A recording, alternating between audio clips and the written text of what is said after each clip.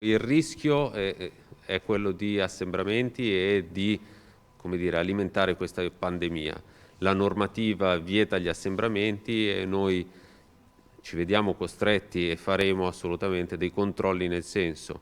Cercheremo di intervenire laddove possibile in via preventiva, anche stiamo esaminando quello che è il web e scandagliando un po' quelli che sono i canali social nel tentativo di individuare quelle che potrebbero essere delle situazioni a rischio. L'impegno finale dell'anno per i carabinieri di Padova sono i controlli per evitare feste abusive e assembramenti, ma per tutto il 2021, segnato dalla pandemia, i militari dell'Arma sono stati impegnati nei controlli anti-Covid nel territorio.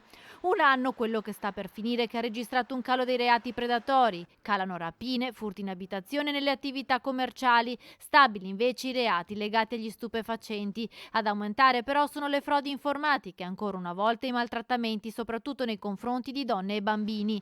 Dall'inizio del 2021 i carabinieri sono intervenuti in 100 casi di maltrattamenti in famiglia. Diciamo che il 2020 non fa testo da un punto di vista statistico per ovvi motivi, rispetto anche al 2019 uno dei reati che abbiamo visto incrementato è sicuramente quello dei maltrattamenti in famiglia, un po' dovuto alla convivenza forzata ma anche all'aumento delle tensioni sia sanitarie, sociali che di lavoro. Carabinieri vicini ai cittadini durante i nubifragi ad ottobre ad Abano e ad Albignasego, riuscendo a salvare 2 anziani intrappolati in un ascensore allagato e in uno scantinato. Militari che sono intervenuti quest'anno per ben 3 volte in situazioni di alto rischio, con 3 persone barricate in casa. A Santa Giustina in Colle il record della trattativa durata ben 33 ore.